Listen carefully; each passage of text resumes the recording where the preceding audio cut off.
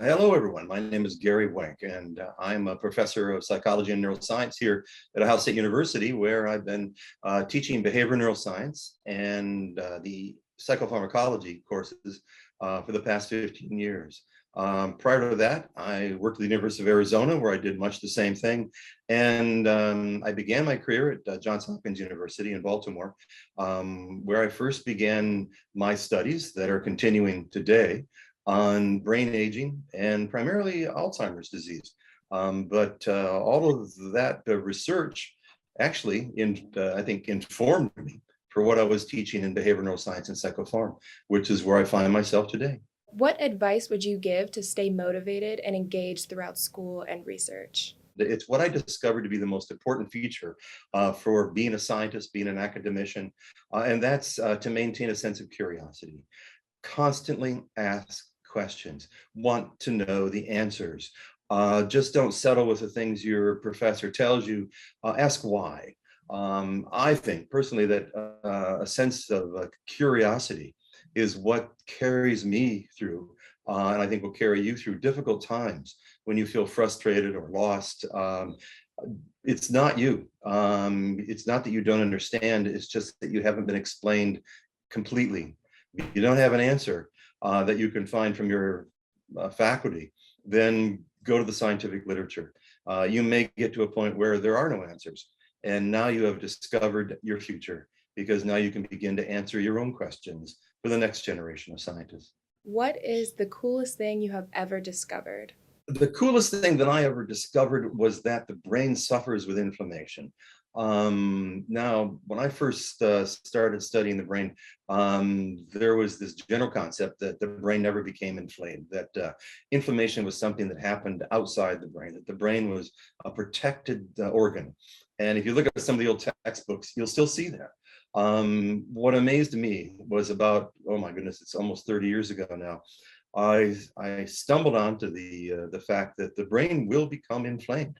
And I remember it was so important. This is why I say it's important to me, is that when I first started writing grant proposals to the government, the NIH, to ask for funding to study brain inflammation, the reviewers all said that I was crazy, that there is no such thing as inflammation in the brain.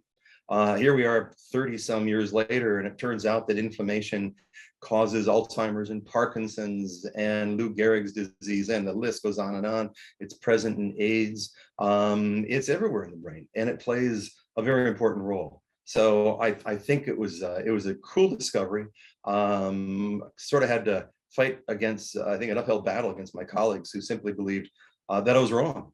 And that's I think the most fun part of science is to find an idea, be confident in it, and then explore it and defend it to your colleagues. And ultimately, if you're right or wrong, that will be discovered. And it was cool that I ended up being right.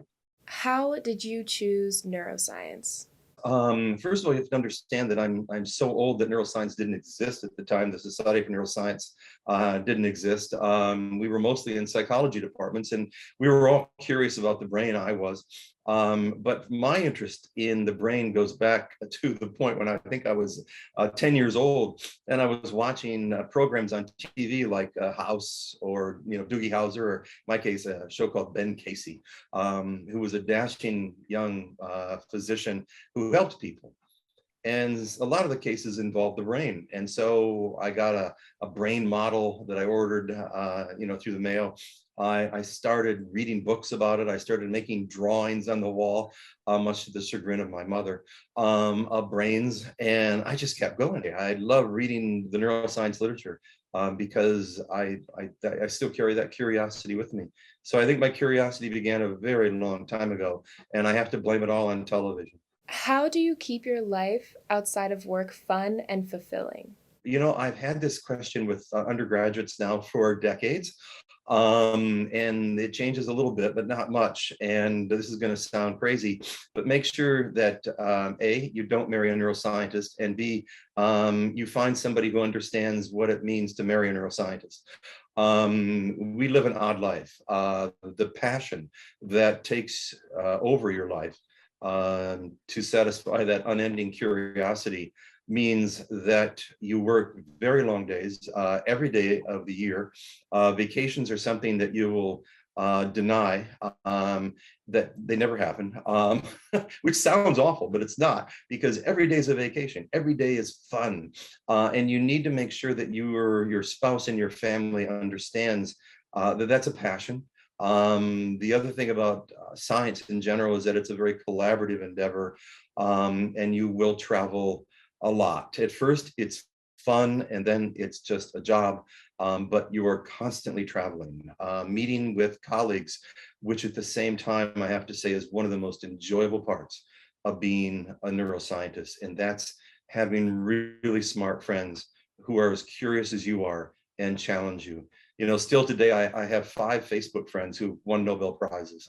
So, you know, that's where my family is my balance.